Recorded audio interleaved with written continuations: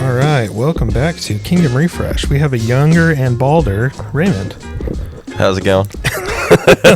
I was thinking about like wearing a flowery shirt on Sunday and some tight pants. Yeah. I don't know how far I could push it before I'd get fired. So I'd like to keep working here. So. Yeah. Well, you dress as like a worship leader, so Yeah. So if you just start dressing like that, maybe it won't be weird. I feel like it would be though, probably. Yeah, I don't know. Like, Yeah. So this past Sunday, talked about giving to the needy, and specifically like giving unselfishly, I guess. And so we're just going to discuss some questions like we normally do. And we'll just kind of talk and hopefully unpack the message a little bit more. And talk about everything I got wrong. So I don't have any, actually, let me pull up the other. First thing is just, so Jesus' definition of righteousness in the Sermon on the Mount, how does it challenge the traditional views of good deeds, moral behavior? Really, what I see when I read through the Sermon on the Mount, it shows really just how high the standard is, because I think it's really common for, any believer to really struggle with self-righteousness, especially as, you enter into your faith deeper, you're pursuing Christ, you're pursuing holiness as we should. We get to this point where, we're learning to die to ourselves, we're progressing in our sanctification, and then we're like, hey, I am a pretty good guy, aren't I? And our righteousness turns into self-righteousness. And then, you saw this a lot with the Pharisees, and they saw themselves as these really great spiritual guys that had it all together, and Jesus is like, oh, no, maybe you haven't cheated on your wife, but actually you've committed adultery in your heart. And you go through just all of the commandments, and when you get to the heart of it, we can find that really we've broken all of them. Yeah, I think it's that, because, and we've talked about multiple times in the podcast on Sundays, that bar where it's like, okay, like, again, you've heard it said, but I say, and it's always something higher. It's always it's a higher standard. So he was basically just breaking the traditional, And I think a really key point that I don't think can really be stressed enough is the fact that we can't make the bar. Well, it's just impossible. Yeah. It's like, that's why we got Jesus, right? Yeah. So. Yeah. Well, it's like you see multiple examples where it's like, oh yeah. No, I've never murdered anybody. Yeah. Yeah, but like, have you done this? Yeah. Yeah. Man, actually, it's like, I've never murdered. Yeah. I never murdered. I didn't do that. Yeah. Are you familiar with Ray Comfort? No. He's like is that like a street evangelist kind of guy? Sounds like a clothing brand. No. Sponsored by Ray. Go to JCPenney's and get Ray Comfort. No, he's an evangelist. Does a lot of like street preaching, and one thing he does is like you can find a lot of his videos on the YouTubes, where he's just having interactions with these folks, and he says, hey, when you die, if there's a heaven, do you think you would go there? And a lot of these people are just like, yeah, I would go to heaven. Why? Well, because I'm a good person. And so then he walks them through the Sermon on the Mount, and he's like, well, have you ever cheated on your wife? No. It's like, well, Jesus says here, if you've ever lusted after anyone, you've committed adultery in your heart. So have you ever thought impurely about someone that is not your spouse, or even about your spouse before you got married to them? Okay, well, yeah. All right. Well, according to Jesus, you're an adulterer at heart. I'm not judging you. I'm just, you're admitting that. Mm-hmm. And he'd walk through, and then it'd be funny because then, they'd be like, yeah, I've said the Lord's name in vain. Yeah, I guess I've lusted after someone in my heart. I've harbored anger in my heart. Go through all these things. And, oh, okay. So do you think you're still going to heaven? Well, yeah. But by your own admission, you're a liar, a murderer, and a blasphemer at heart. But I don't know. It's pretty good. Ray Comfort. He's worth looking up. why is self-righteousness such a tempting trap for Christians, and how can we guard against it in our daily lives? Well, I think it's such a trap. Well, I mean, I guess as Christians, right? There's always something that we deal with. We come to Christ, and the Holy Spirit is working in us and through us and shaping us and molding us to look more like Jesus. He is kind of cleaning out, I think the analogy that I've heard is cleaning out, one room at a time, and we'll clean out a couple of rooms, and then, there's still this back closet that you still need to clean out. And I think so there's always something that Christ is working on us with. We're never going to achieve perfection in this life. I mean, unless if you're part of the Nazarene church. I don't know how many people get that joke, but anyways, so I think self-righteousness is such an easy trap to fall into, because and this is something that I've fallen into as well, multiple times throughout my walk with Christ, because I'll be on fire for Jesus. And then I'm looking at my own actions. I'm like, oh yeah, I'm not doing this, and I'm not doing this, and I'm reading my Bible and praying, X amount of time a day, and then I'll see someone else and start comparing myself to them and be like, oh, well, only if they were living like myself. But really, I should be comparing myself to Jesus and being like, oh, shoot, no, I still have a long way to go. Yeah, well, I think it's the same, when you talked about, I was thinking about the sculptor, you may be knocking large chunks off, but then you have that fine, like, that's how you get the smooth lines and things like that. But then I think about somebody, that I know Raymond's a fan of, you're a fan of, like John Mayer. You watch interviews of him, and he is widely viewed as one of the greatest guitarists of all time just because of the things he's done. But somebody like him, he looks at his playing as bad. He's like, I can always be better. And I think that's the idea that, we're talking about here is, there should never be a point where you're like, I'm good. Yeah. Like, I'm good enough. And we talked about it a couple episodes ago too, I think, talking about like being teachable, always being willing to learn. And I'm sure, I guarantee, if anyone in our church or other churches, if you talk to somebody that's a children's worker, they will tell you the amount that they've learned from a child, and you wouldn't ever expect, that. But when we see different perspectives and things, people bring things to light that are just like, man, I never thought about it that way. Yeah. And that's why it's so important to have discussions and to talk about things. But I think that self-righteousness is just easy for us to fall into because we are very prideful beings, and we like to be recognized for the things we do. Not that recognition is bad at all, but it's the heart behind it. I know for me, and this is not me bragging, I absolutely can't stand when people come up to me and are like, oh, you did a really good job. It makes me feel so awkward. Like, I'm like, oh, thank you. Hey, thanks.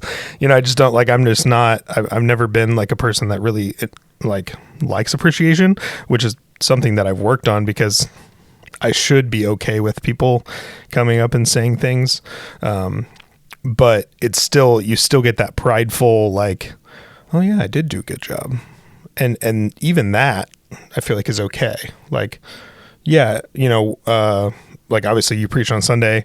There are multiple people commenting, like, man, I really loved your message, whatever.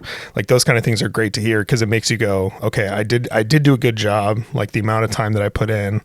But when you take it to a level of, yeah, I'm pretty great, then it becomes a like conversation of, yeah, I'm being a little self-righteous, I'm being a little humble, and then hopefully you have somebody in your life that is like, hey, shut up. Oh, yeah. Like, yeah, it's always good to have those people, Yeah, usually your wife. Knock you down a people. Yeah. Usually your wife.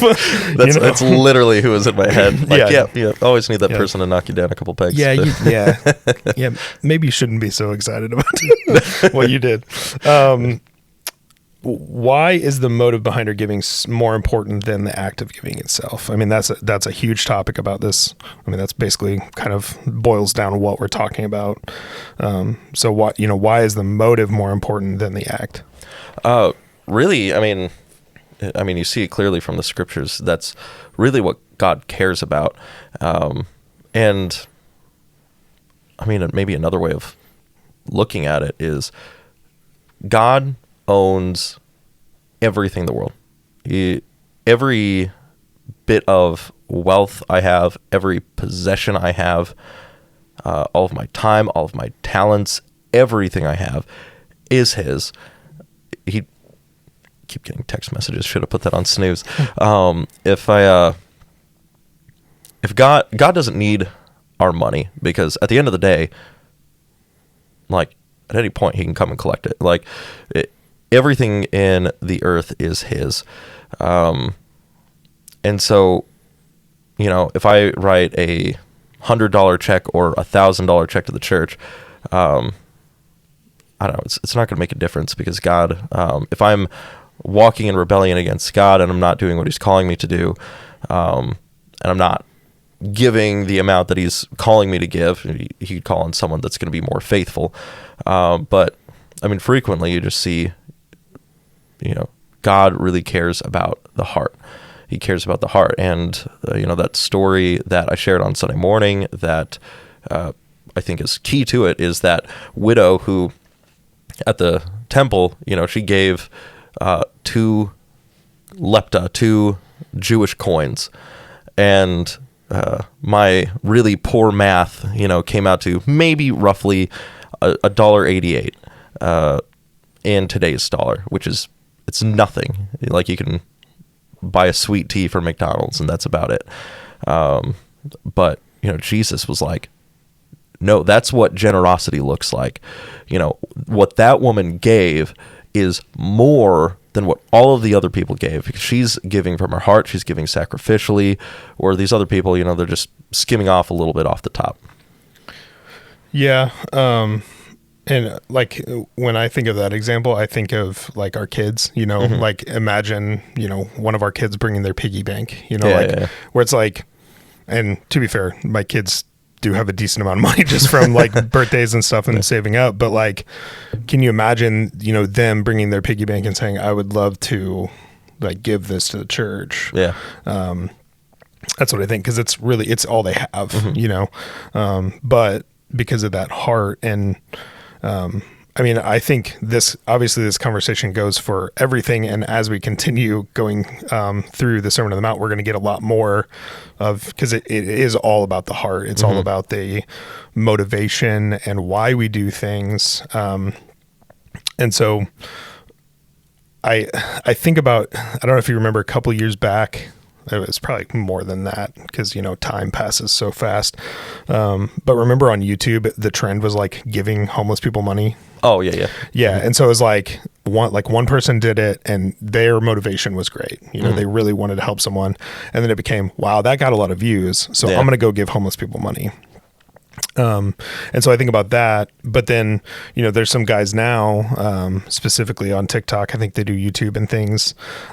But his idea is he'll take them, he'll get them clothes, he'll get them whatever. And then he'll say, hey, I would love for you to work for me. Just meet me here at this time. And if they meet them, he would love to pay them and work, so it's the difference between, I'm going to give you this one-time gift to make myself look really cool, versus I want to build a relationship with you. I want to help you. I want to assist you. I think about my sister, well, really the church that I grew up at in general. They went to Paraguay every year for a medical mission trip, and they created relationships with these people. And so there was an expectation that they would come back every year. And so then you got to know them, you got to love them, you got to serve them, and you see the same people. Same thing goes for our communities as well. Just what's your motivation? What is the thing behind what you're doing? Are you being self-righteous about it? And that just takes, that examination where you need to be like, but also again, could be somebody close to you that is like, hey, is your motivation correct here? Because it seems like, you know, if you do it so that somebody will snap a photo for Instagram is different than I want to do it from my heart. And I feel like I'm supposed to do that. Yeah. In what ways might Christians today, this is very much goes into it, inadvertently blow trumpets when they do good deeds? And how can we avoid this behavior? Social media, right? Yeah. Social media. I mean, that's basically the exact same conversation we were just having, where it's like you're doing it, you know, oh, I'm serving at the food pantry. Yeah. You know? Yeah. Get off me. Like, Yeah. I feel like celebrities do that a lot too. Oh, you know? yeah. That politicians. Yeah, especially Yes. right now, you know, Yeah. during political season. Definitely. Hey, I would love to go to church. Hey, how's it going? I'd love your vote in November. Won't see you again for 4 years. Man, oh man, this might be a slightly spicy take, but so a couple of weeks from now we're going to be getting into fasting is the topic for the sermon. And when I'm just thinking about this kind of topic, doing something not for the sake of being righteous but for making yourself look righteous, Lent comes to mind. Ash Wednesday, put the ash. And this isn't to say that people that partake in Lent are necessarily doing it to make themselves look righteous. You know, I know there are plenty of people that will partake in the tradition out of tradition and out of the sake of wanting to honor the Lord. But you know, I often see people where it's like, you know, they'll make sure to post a picture of themselves on Facebook with the ash on their forehead and talk about, you know, every day on social media how the fast is going. And I'm like, that kind of seems to be contrary to what you're supposed to do. Yeah. Well, so I think the conversation there, there's a fine line between righteous, like looking righteous, and accountability. Yeah. You know? So if I'm like, I really feel like I need to do this for my health, I'm going to do this thing. You know, instead of being self-righteous about it and saying like, I did this, it's more like there's a fine line there where it's like, you know, I really need some accountability. Yeah. And social media obviously is a great way to be accountable, because there's however many friends you have or followers or whatever. And so it's like, how can we utilize it for being accountable, which you could do obviously in small groups and things like that. But how can we utilize it to be accountable instead of you're allowing yourself to basically brag or, which definitely fine line there. Yeah. And again, at the end of the day, it really is all a matter of the heart. Are you doing what you're doing to honor God, or are you doing what you're doing to, you know, inflate your own ego and make yourself look good in front of other people? Now, speaking of that, do you think that this is where, like, I don't want to toot my own horn came from? Or do you think it was like royalty? Oh yeah, I don't know. Because I just thought about that in my head. That's a good question. I'm gonna have to look that up later. Yeah, what's the origin of toot my own horn? Okay, you just actually talked about the widow. I mean, is there anything else we can talk about that, you know, just how can we learn from the example of the poor widow giving all she had? I mean, kind of already said this, but this is a woman that was willing to give everything that she had. And she, you know, this isn't someone that, like, they've got plenty of wealth and they are just shaving off a little bit off the top, you know, giving 10% or whatever the amount is. This is a woman who gave everything that she had, an amount that really would have hurt her, really would have required her to trust in God. It was really a sacrificial giving, but did it not for her own glory to make herself look good, but really to give to the needy. So, I guess the thing to learn is often God's going to require us to to do more than, just a 10% or whatever. It's 2 Corinthians 9 or 1 Corinthians 9. So I don't know, in one of Paul's letters to the Corinthian church, where you really see that standard for giving, which is, giving generously. And actually the Greek term for that is giving hilariously. But, that's the standard that God calls us for. We should, in prayer to God, determine in our own hearts what's the amount that God is calling us to give if we're talking to our local church, and as well as other organizations as well. Yeah, and I think the thing I think a lot of people don't realize is some of the most generous people are actually the people that don't have enough. Yeah. There's again, there's people that do this on YouTube, and he'll come up and just be like, "Hey man, I don't have money," whatever, and this person will pull out the only $5 bill they have, and then he blesses them because of their generosity. But it's the idea that when you have a lot, I mean, the same conversation with the rich young ruler, the issue was that he had so much.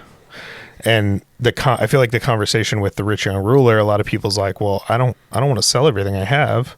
It's like, that's not the point. The point is allowing it to be used. Yeah. And so if somebody does come and say, man, I could really use this, and you have extra abundance, the willingness to say, I would love to. Or if you don't have extra abundance, the willingness to say, God will provide me with something else I can, and that's definitely hard. That's like one of the hardest conversations, especially because, in our world, it's hoard. Let me keep everything I have. Let me store it up, which is why the Bible does talk about storing up your treasures, on earth. Like, it doesn't matter. None of it matters. It's just, it all goes back to the heart. What's your motivation? Where's your heart at in this? Yeah. How can we ensure that our acts of charity and giving remain private and sincere, especially in a social media driven world? Private and sincere. That's a good question. Well, I guess in my mind, the first thing is when you're giving, just first, I guess honestly, first just go to God and be in prayer. And it can be so easy to kind of fall into that prideful way of thinking, of just kind of making things about yourself or wanting to do something for, your own glory as opposed to God's glory. And so sometimes it's just a matter of going to God and in prayer, just being like, God, I'm struggling with having the right desires even in this moment. But God, I want to give back to you. I want to give for your glory, and just offer up those desires and say, God, maybe I'm not wanting to give for the right reason, but I want to give for the right reason, and just be in prayer, offer up those sinful thoughts to God, and then just kind of check yourself when you are giving. Are you, bragging about it to everyone? Are you making a post? Maybe don't post about it on Facebook that you just gave a bunch of money to the church. Maybe don't post that you're starting some fundraiser and, slapping in $500 or whatever. Just keep it private. Keep it to yourself. God's the only audience that you need. Mm-hmm. Yeah, and I mean, obviously, the easiest way would be give anonymously. Yeah, definitely. But I mean, even when you're giving to organizations or whatever, you can keep your donation private, without, like, getting rid of the tax benefit. Like, so you can, you can give and just say, I don't want anyone to know, but the finance people or whoever can know. But yeah, I think it's the idea of, I'm not going to make a $10,000. I would never do that because I don't have that money, but, make a $10,000 donation to an organization. And then you go, I just made a $10,000 maybe just don't do that. Just don't. let it be what it is. And if somebody asks you and you're willing to share, that you gave that, you can share that, but you're not broadcasting it. You're not, where's Channel 5 News? I just gave a really large donation. When Jesus says in Matthew 6, I think it's verse 3, to keep your 3 or 4, one of those 2 verses, keep your giving private. It's not as though he's saying it has to be so private that, as soon as someone finds out, like, oh, you just lost your treasure in heaven. Yeah. It's okay to, it's okay if the finance people at whatever organization you're giving to knows that you're giving, so you can claim your taxes. I mean, Jesus says, render under Caesar, what is Caesar's, but pretty certain there's somewhere in there where it says, but not 1 penny more. So, it's okay. It doesn't have to be so private. Again, it's just a matter of the heart. Yeah. What does Jesus mean when he says that those who seek public approval for their good deeds have received all the reward they will ever get? How should this influence our approach to giving? Well, as we've kind of talked about a little bit, in this passage, actually throughout the entire chapter, you see multiple times, as you'll see as we continue on in the sermon series, there's multiple times when Jesus talks about there being a reward in heaven, and you see it elsewhere throughout the scriptures. You see it in, I think it's Matthew 6, verses 1, 4, I think maybe 6 and 18. You see talk of a treasure in heaven, where there's a praise that God is going to give people for the the good that they have done. And so when our intent in our giving is for the praise of mankind, if I'm going to be like the Pharisees and I'm going to blow the figurative trumpet to announce, like, oh, look how generous I am, or I'm going to stand on a street corner and pray publicly so people can see how holy I am, it's like, that's my reward. The recognition for man is my reward. That's all you get. There's nothing else. This actually reminds me, it was a quote, I saw Matthew Henry say it, and I think it was a 1st or 2nd century Roman emperor. I don't remember the dude's name. He's dead now. It doesn't matter. Something like the only treasure you keep forever is the treasure you give away. So be willing to give up what you have. Trust it to God, and He's going to reward you greatly if your motive is right in that. Yeah, there is something so pure about serving. Mm-hmm. And if you've never been on like some form of a mission trip, I don't know if you necessarily understand that, but it feels different when you're doing something just to serve people. Mm-hmm. And I think that's the concept here, where it's like you doing it now, not for the recognition, but for the act itself, is going to bless you longer than the people saying thank you, mm-hmm. or the people applauding you for your gift. So Jesus spoke about money a lot. How can we align our spending and giving with Christian values and priorities? That's a good question. You want to take a swing at that first? I think it all goes along with the conversation we've been having. We need to be good stewards of what we have. Yeah. And so it's how do you do that?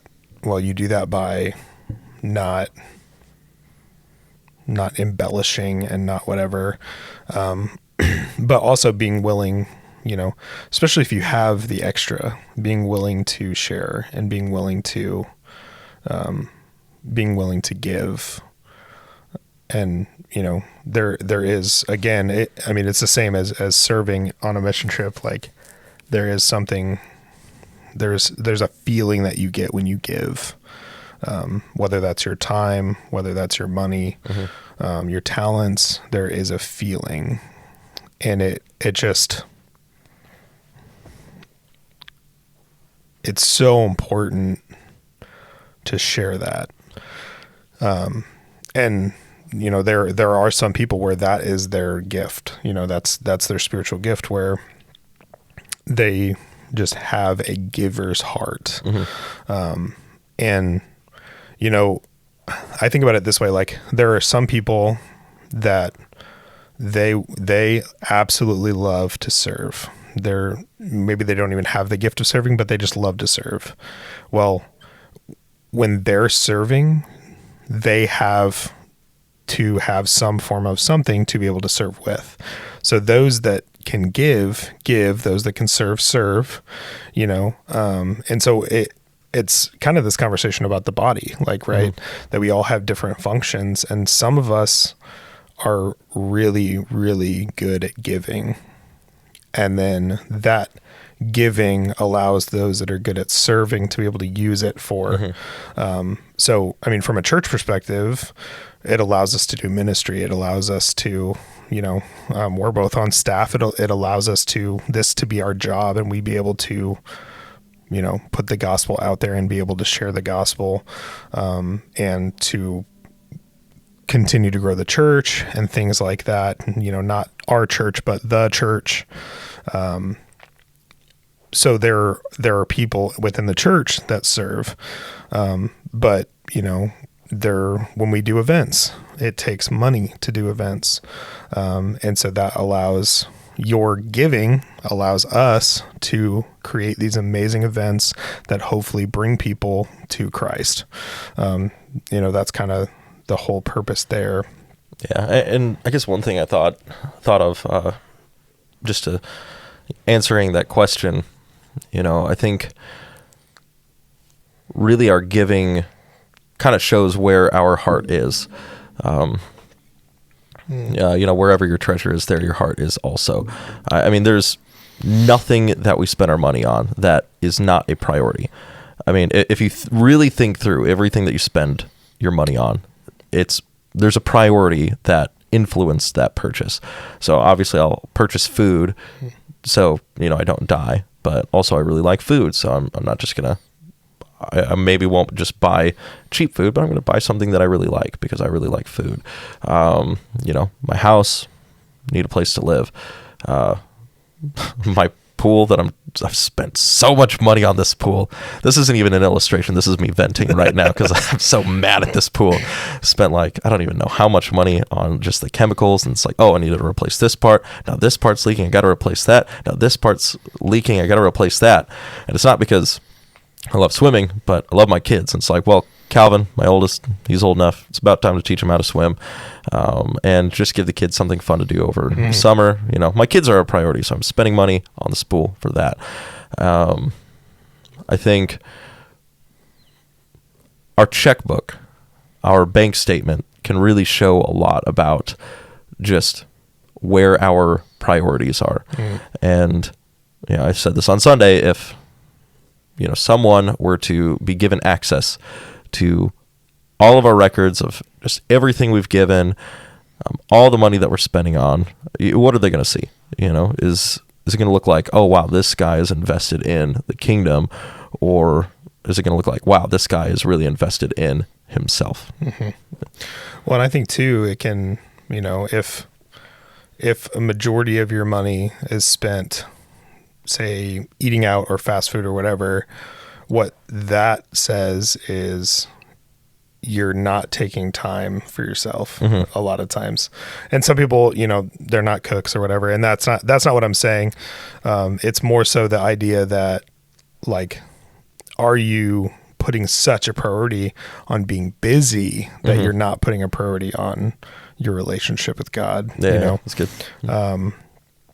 And so I think it just, where your money goes, what you spend it on, and how you use it is just going to demonstrate kind of what your values are. Yeah.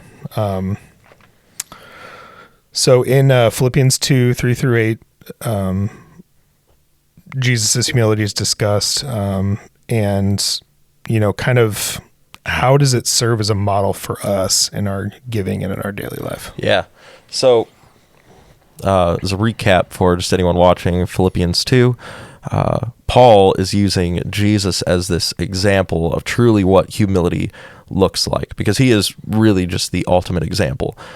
You have Jesus, who, being in the very essence of God, didn't consider equality with God something to be grasped. So he didn't consider his nature, his status as God, something to be used to his own advantage. And so he came and he emptied himself, and it says the way that he did that was by taking on human likeness, coming as a servant. And you just look at the life of Jesus, and you have the God who created all things, the one who is worthy of just all glory and all honor and all praise. And what did he do? He was born in just like a little feeding trough in a barn. He, deserving of all of the praise, all of the glory, all of the honor. He was betrayed by those closest to him. He was mocked and scorned by the people he came to save. And still, even in light of that, on the cross, he said, "Father, forgive them." And he went to the cross. He died, was beaten to a point where it was said he was unrecognizable as a man, and took the wrath of God in our place that we deserve for our sins. And it's like, he didn't have to do any of that. I mean, but he did that for our sake. That is really, truly the perfect example of humility. God entering into his own creation to come and to die for us so that we can be reconciled back to the Father. And so when we see Jesus as, this example of humility, it should cause us to live humbly as well. And, that's kind of the heart that we should have with giving, because again, it shouldn't be about us. It shouldn't be about making ourselves look good. It should be about, giving to God's glory, or giving to those who actually need resources or need money. So it's all just about humility, and Jesus is just that perfect example. Yeah. Well, and I think the difficulty is the model is so perfect. Oh yeah. And so we look at that and we go, I can never achieve that. Mm-hmm. And I think that's how we look at a lot of things. We see these examples of, okay, I want to be a musician. Mm-hmm. I want to be a guitarist.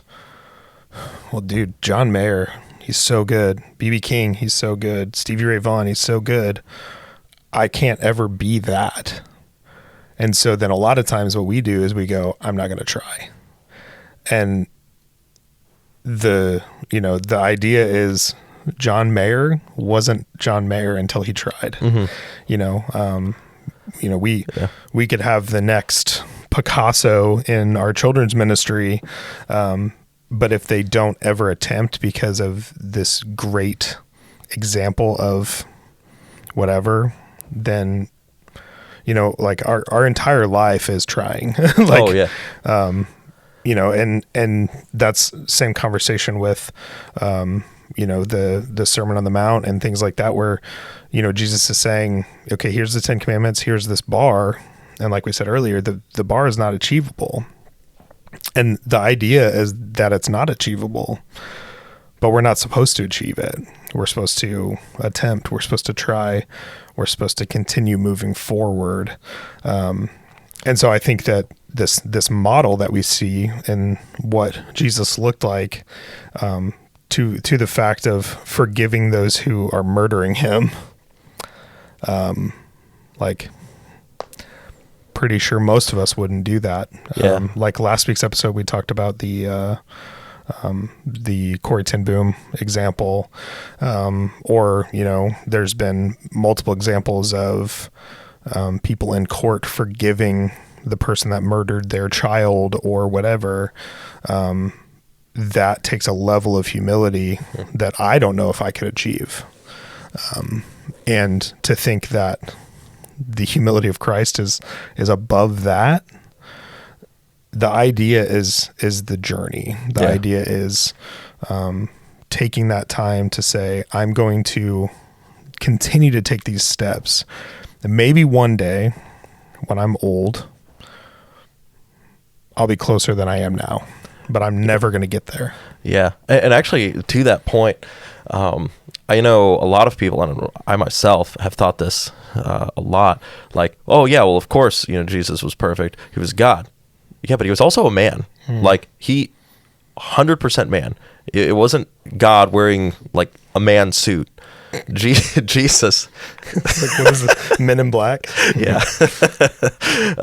Jesus, he is 100% man, just as we are. Everything that can be said about you and I is true of Jesus in terms of our nature. And yet, he did not sin. Yet, including the temptation. Yeah, he was tempted. Specifically, he was tempted by the tempter. Yes. Yeah. While he was in his most vulnerable state. Yeah. So this is usually where we talk about some form of current event. So obviously right now there's a lot of wealth inequality. There's a lot of social justice that we're talking about. How should we as Christians approach the issue of giving and supporting those in need while ensuring our motives align with biblical principles? That's a good question. You want to take a swing at that? I think it's just important to look at the example that we have. Yeah. But I also think it's important to watch what we're doing. A lot of times we have the conversation of, oh, they're doing this, comparing. Yeah. And it's not necessarily about that. It's about us. I can't compare my walk with somebody that's been a Christian for 70 years. If I compare myself to, one of our elders, Butch, like, he has way more time. He has way more examples of God's faithfulness in his life. And if I compare myself to that, I'm going to fail every time. So I think the conversation is really, how can we examine ourselves? How can we look at ourselves, use those around us as an example, use them as as something to achieve, but not be like, I don't, and kids do this a lot, specifically, especially, I'm sure, Calvin going to school, well, my friend's got an Xbox, and so they just assume like, well, that means I need one. Right. Or, I'll give my daughter the Christmas magazine, things from Amazon or Walmart or whatever. And it's like, okay, go in there and circle everything you want. And she's like, it's like, okay, yeah, we can't buy you 73 things. But, cause they don't necessarily understand yet, but we as adults, we understand. And I think it's, again, aligns with the, covetousness and stuff like that, where we just have to decide to be content with where we are in that regard, but not be content spiritually. Yeah. So having contentment in, okay, I'm stable, my life is okay, and even when it's not okay, I know I will be fine. I have peace. Let me continue to pursue spiritually that next step. And then hopefully one day the two will kind of align together. And, we'll be in a better place financially, or we'll be whatever. And leaning on when it is hard with, our entire world is debt. That's what we do. We put ourselves into debt to achieve whatever the cool new thing is. because that's what we've been told we're supposed to do. And so if we fight that, then we have this way of hopefully staying away from allowing ourselves to get so ingrained in this worldly idea. Yeah, and I love the point that you made about, just getting people to surround you to kind of help you out. I cannot stress enough just the importance of having some kind of accountability partner, someone that you can be totally and completely 100% honest with, with your struggles, someone that you can allow to really just know every aspect of yourself. So that way, they can challenge you and just be like, man, how are you doing with this? How are you, how's your walk with Christ? Have you been reading the Bible as much as you have? Someone that, can see when you are being maybe a bit selfish and you're doing things for the wrong reasons and can check you on that. So finding people, and especially if you can find someone who has, this applies to a whole lot more than just self-righteousness, but any sin issue, whether it's, lust, if it's theft, it's anything, any kind of addiction. Having someone that has been in your shoes and further along, that can come alongside you and mentor you, is just key. It's so extraordinarily difficult to grow without other people to just come alongside you. Yeah, well, and I think that's why it is so important to share what we're going through, because you either are going to have someone who's been through it, or you have someone that's going through it. Yeah. And so, if you have me on Facebook, then you know that like we lost a baby recently, and the amount of people that commented on the post that said, I've been there too, was so surprising to me.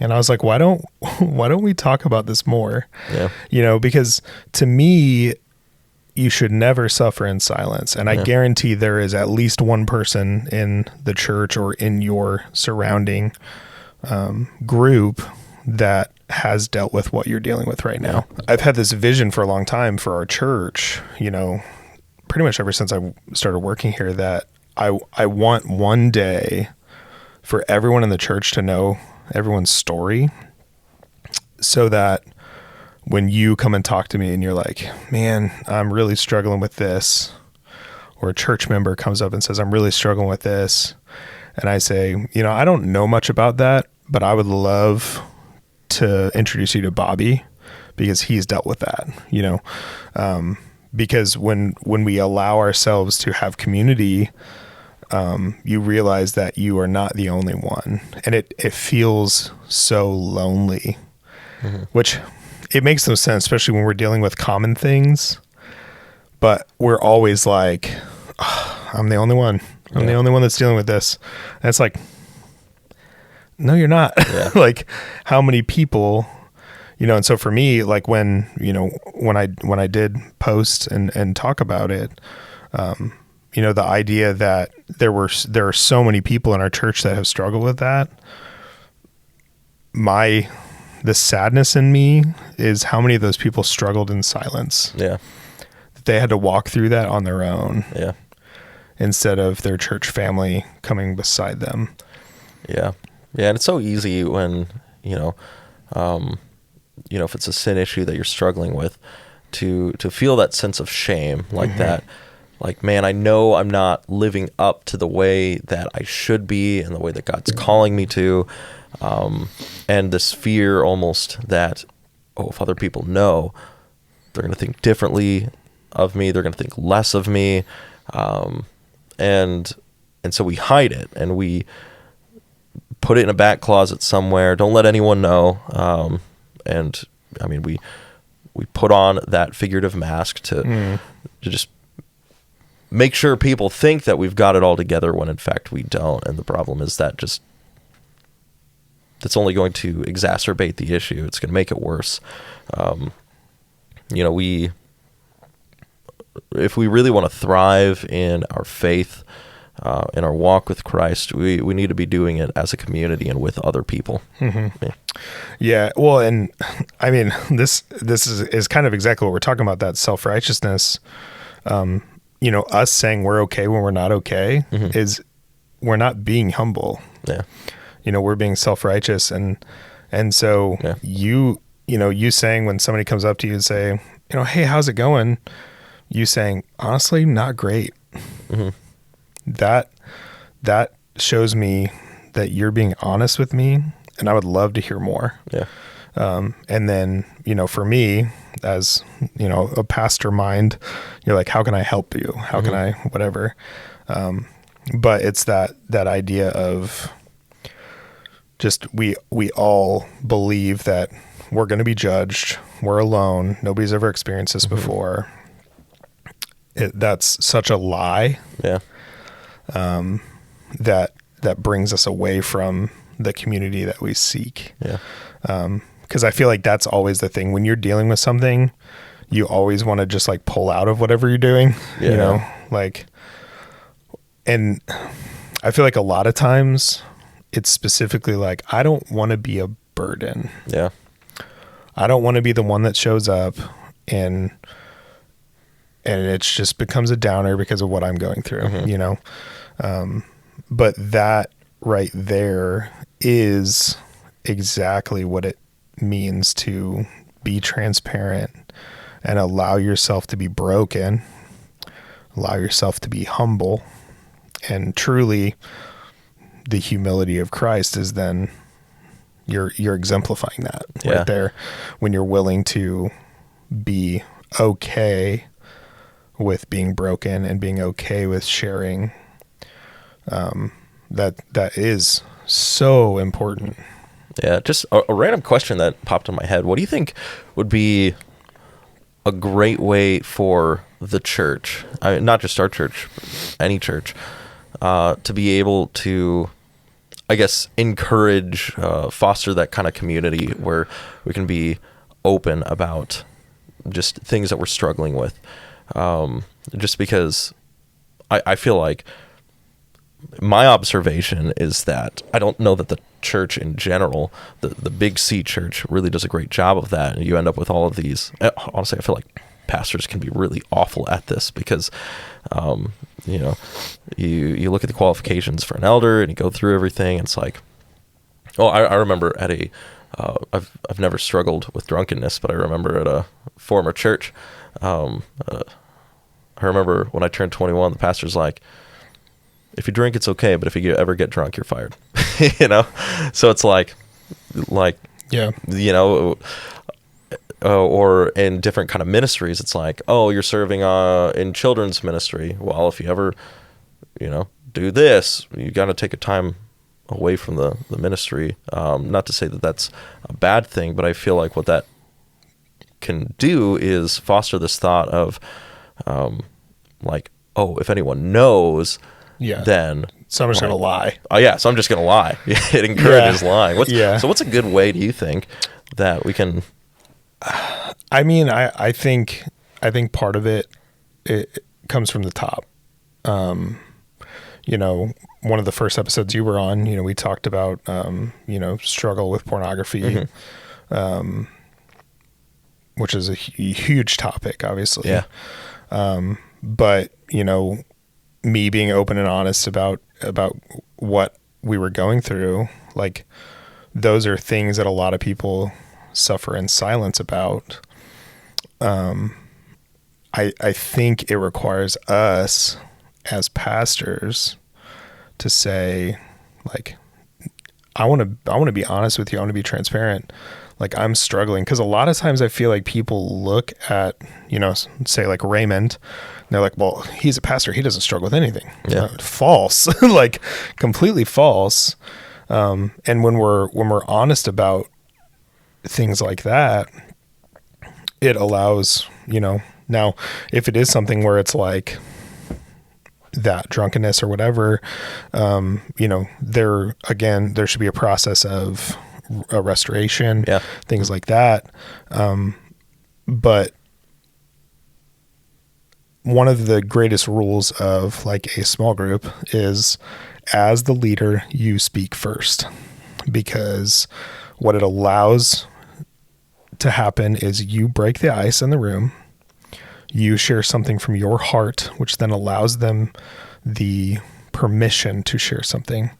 Not that they need it, but a lot of times the reason people won't share is because they feel like their answer is wrong, or they feel like, well, I don't want to share something because then everyone's going to know everything about me.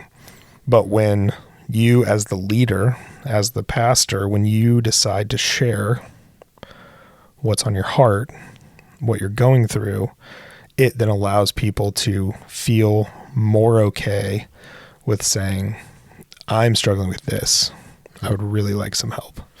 And so I think it's our job to demonstrate humility and being willing to say when we're wrong or when we're struggling, so that people in the church can say, yeah, me too.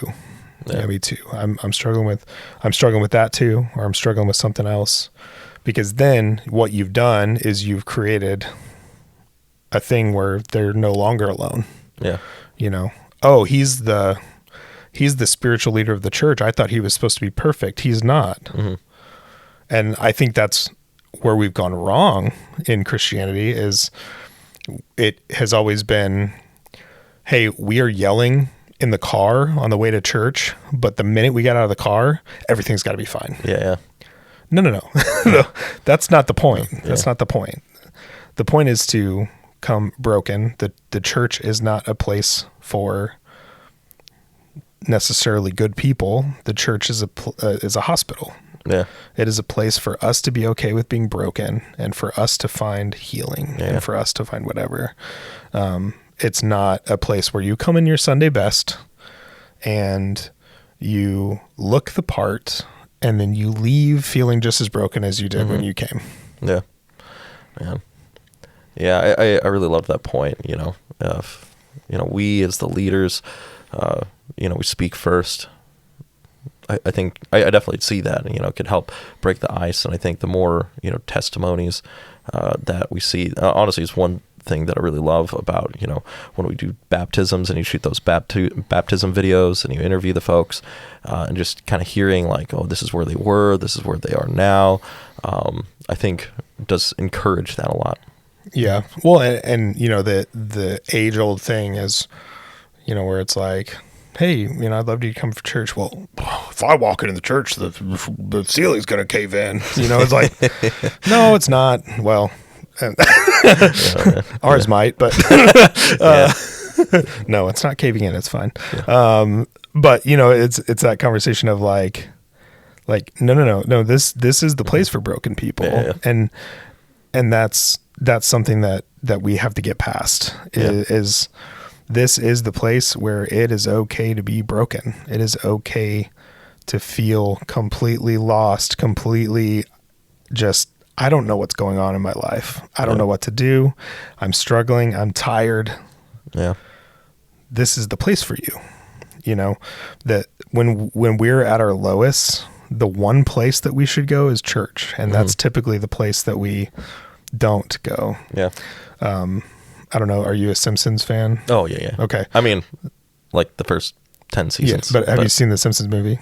Oh, yeah. Okay. So, my favorite part is when the dome is coming down. Oh, yeah. And you see the people in the church and the people in the bar switch. It's like, that's exactly what happens. The Christians, when something goes wrong, they're like, oh gosh, we got to go drink, like, I don't know what to do. And all the people at the bar are like, oh, let's go to church.